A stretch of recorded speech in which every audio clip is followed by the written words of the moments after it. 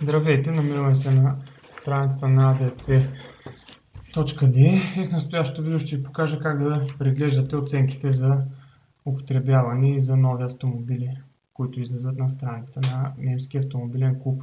За целта трябва да щракнете върху първия етап Infotest and Rad, натискате върху тест, зарежда се нова страница, от тук избирате Autotest. Тук по-надолу имате възможност да изберете производителя, модела и класата на автомобила.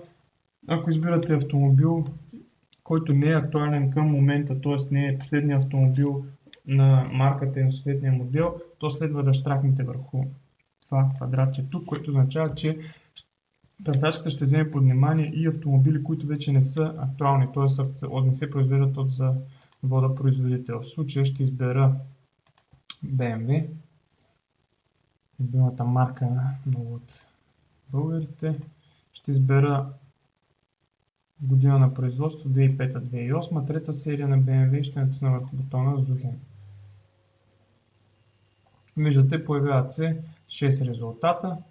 Това са BMW 330, 318D, 320D, 325D, 330D и 320D. Например, в случай, че се интересувам от 325D, щракам върху съответния текст. Зарежда се автомобила. Виждате горе вдясно кога е бил направен тест. Това е април 2008 година.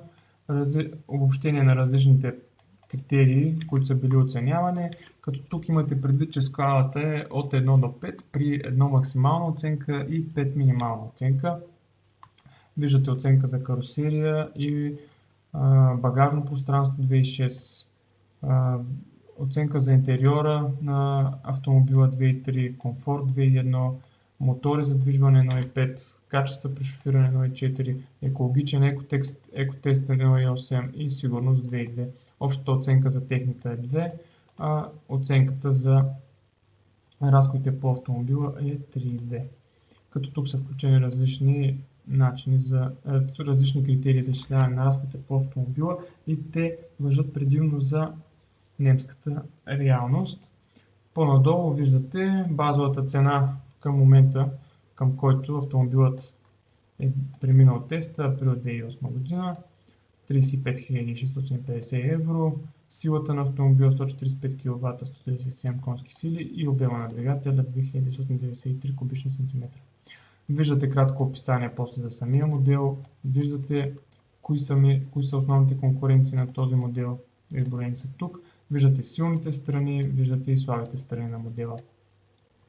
Имате следващ таб с галерия и снимки за самия автомобил, имате и общ тест на автомобила, т.е. това е детайлният тест, когато натиснете върху този линк,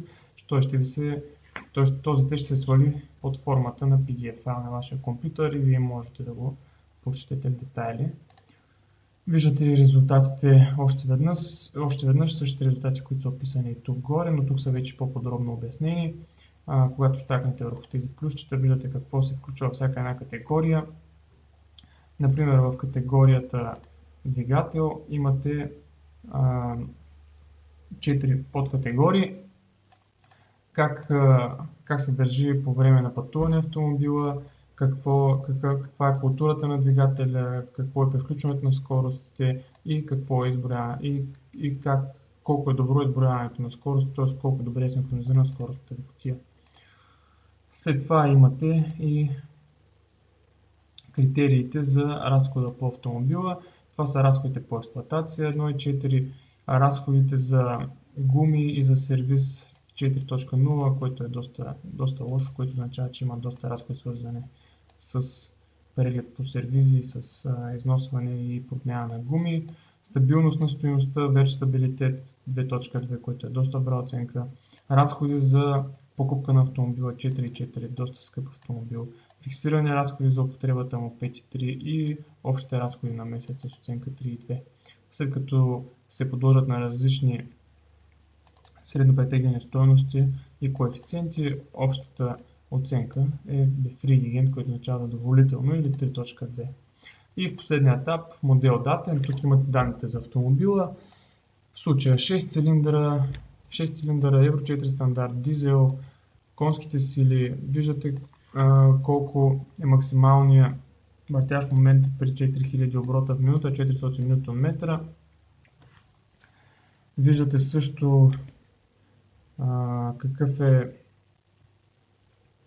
какво е задвижването на автомобила, виждате скоростта кутия, имате данни за карусерията, като тук виждате също данните на завода производител за гумите, с които трябва да се движи този автомобил. Виждате кръга за обръщане на автомобила.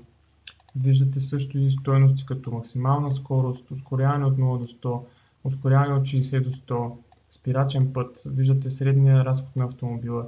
Виждате средния разход на автомобила в града, на междуградски пътища и по автобани или магистрали. Виждате и въглеродните емисии на автомобила. Виждате и силата на вътрешния шум.